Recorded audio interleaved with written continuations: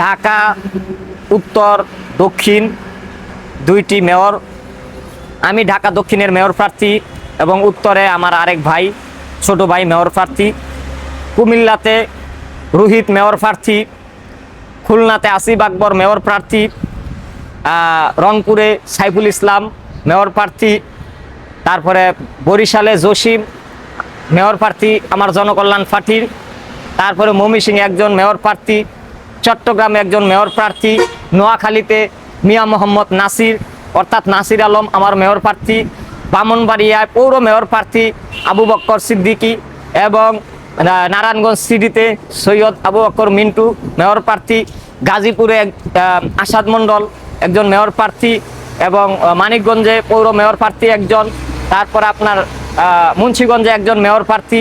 এই 15 জন মেয়র প্রার্থী আমরা এখন মাঠে আছি। 15 লাখ টাকা রেডি, আমরা মনোনয়ন জমা দিয়ে আমরা সবাই আমার জনকল্যাণ পার্টিকে শক্তিশালী করার জন্য সবাই এখন কাগজপত্র রেডি করতেছি।